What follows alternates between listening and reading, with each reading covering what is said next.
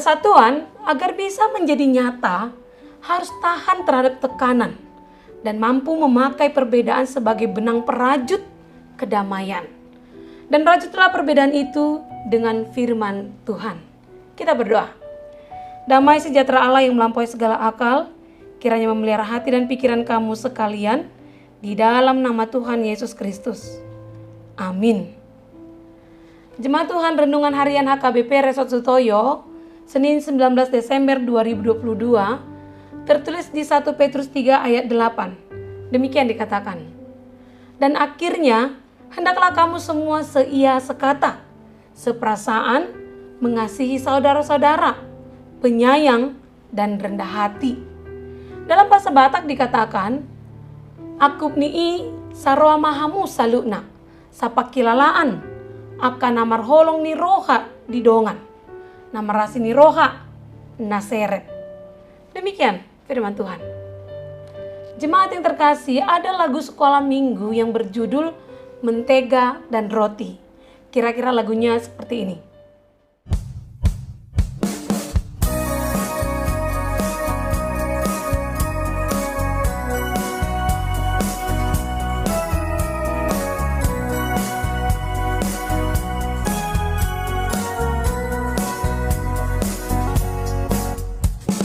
Kau temanku, ku temanmu, kita selalu bersama.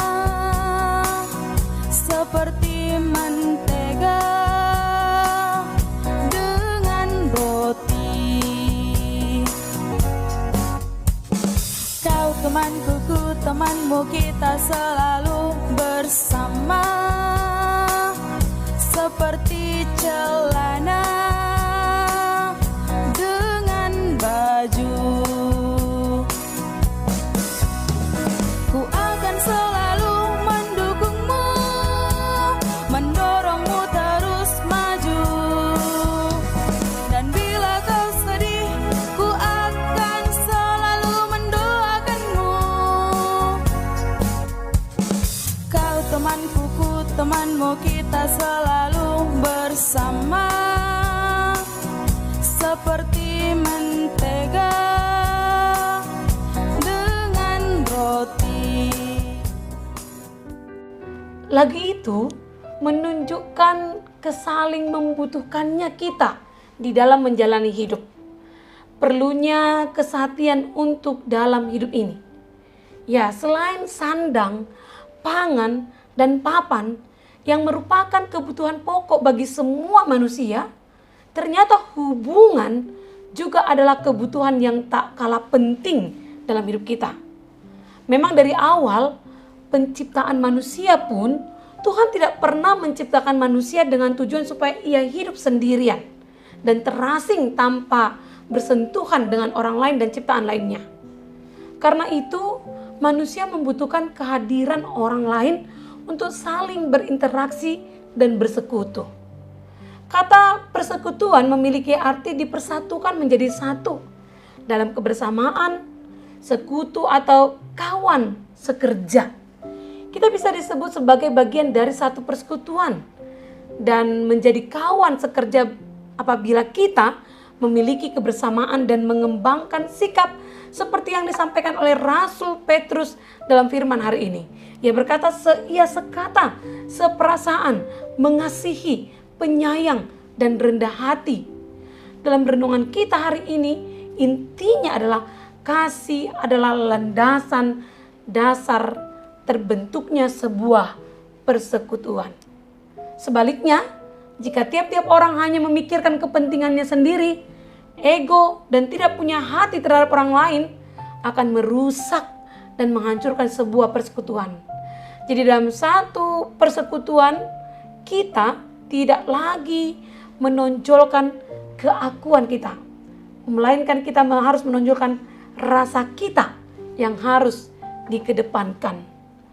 Namun, dalam kenyataannya, biasanya kita berteman atau berelasi dengan orang yang hanya sepaham dengan kita, yang mampu memenuhi standar kita, yang bisa menguntungkan kita, yang cocok dan segaya atau sestyle dengan kita. Yang pasti, kebanyakan berteman selalu bertitik fokus kepada kesukaan kita. Ketika pelayanan saya di HKBP Situmayang Utara di Sipolo, Sumatera Utara, saya mengadakan kegiatan minggu ceria untuk anak sekolah minggu yang kami adakan di lapangan desa yang dekat dengan persawahan setiap minggu sorenya.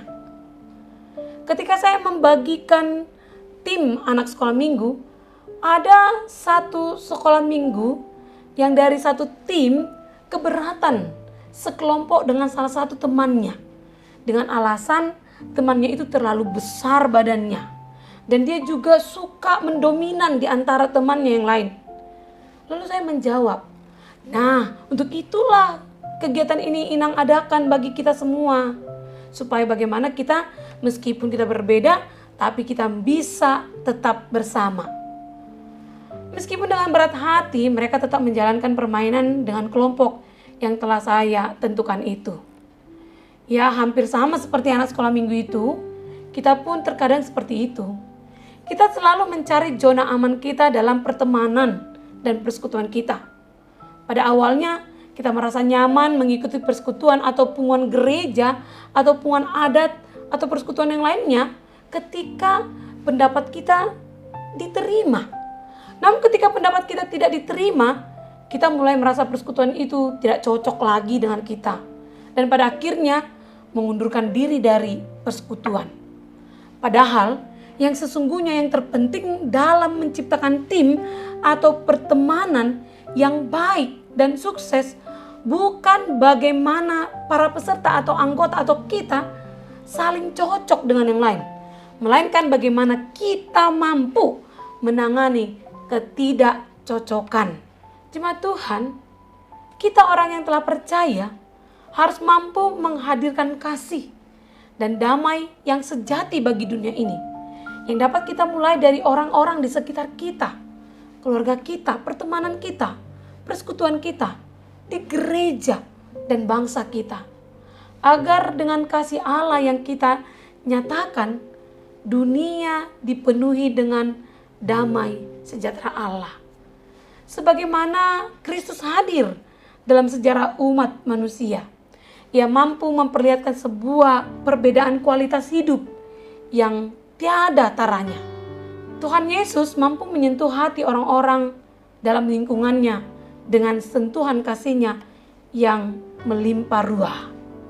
Yang memperlihatkan bagaimana cara mengasihi orang yang berdosa dan mengampuni mereka yang jauh sekali berbeda dari dirinya sebagai Allah, sebagai manusia. Bahkan dengan kasih-Nya yang tak terbatas, Ia telah mengampuni orang yang telah menghina Dia, memfitnah Dia, menganiaya, dan yang memusuhinya. Demikianlah juga kita menghadapi perbedaan, bahkan penghinaan yang kita terima, agar kita tetap menjadi pemenang di dalam kerajaan Allah. Amin, kita berdoa. Tuhan, sungguh kami adalah manusia yang egois, yang selalu mengutamakan keinginan kami. Hari ini melalui firman-Mu, kami diingatkan agar kami juga mengutamakan kesatuan dalam relasi kami dengan sesama kami, agar damai sejahtera-Mu senantiasa dapat kami rasakan. Maka Tuhan, jadikanlah kami menjadi hamba-Mu yang menghidupi kasih-Mu, agar kami bisa saling memahami, menerima, dan melengkapi dimanapun kami berada, Tuhan. Terima kasih Allah. Amin. Jemaat Tuhan, selamat menjalani hari-hari Anda. Selamat menghadapi perbedaan di dalam rajutan kasih Tuhan. Salam sehat, Tuhan memberkati.